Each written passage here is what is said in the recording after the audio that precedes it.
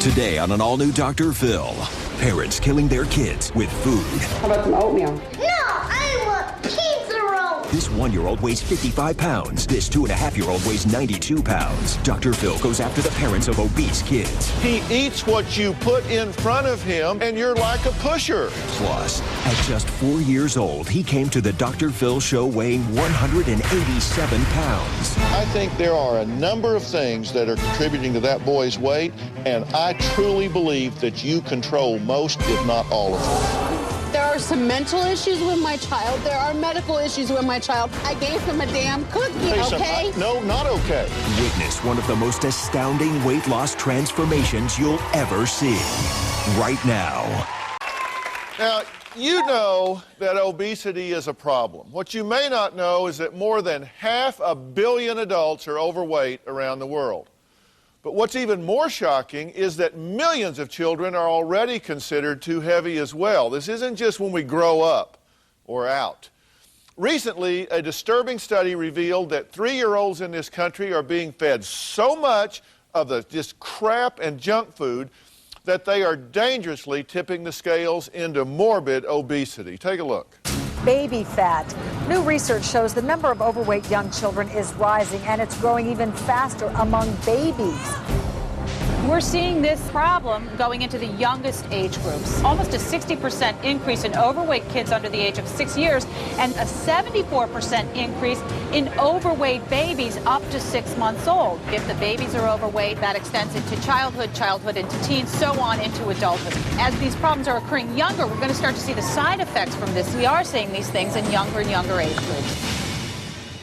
Did you see those big babies? Now, this is one from the former Soviet Republic of Georgia.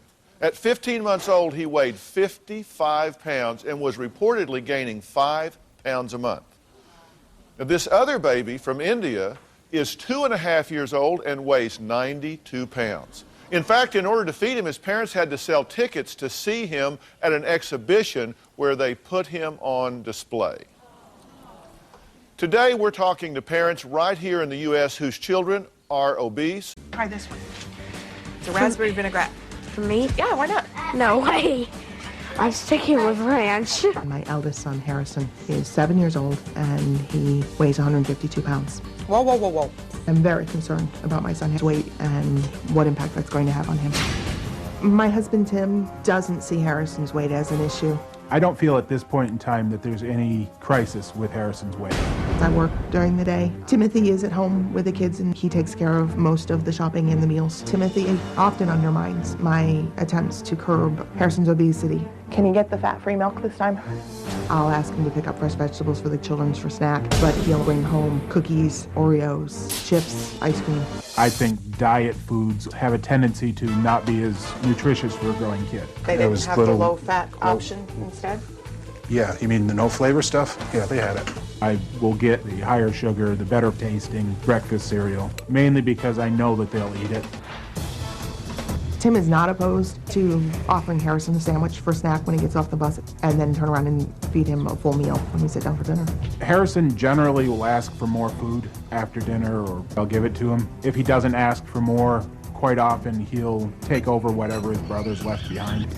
Often we'll put the kids to bed. I have a tendency to go back in and check on them, and I'll see that they've been given cookies or ice cream. If I'm the one that's home all the time taking care of the kids, then I believe it's my right to give them an extra cookie if I want to.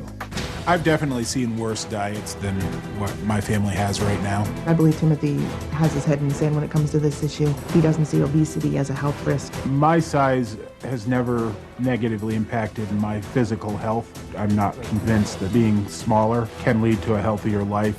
It breaks my heart that he comes home from school and tells me that he didn't want to run the track today because he ran out of breath, and that he doesn't want to go to school on gym days. Harrison doesn't directly come to me and say, Mommy, I'm overweight. He's like, I want a smaller belly. When Harrison gets older, the decision will be his as to whether or not weight is an issue for him. I want to try and convince him now that it's not necessarily bad to be overweight. I feel as a mother and as a parent, I am failing Harrison. Dr. Phil, how do I get my husband to back down from his beliefs and understand that our son has a weight problem? You're convinced that you're going to beat the statistics, but are you convinced that your son is going to beat them as well? And is that a risk that you're willing to take? You make him more susceptible to a number of diseases that we never saw in children until the last generation.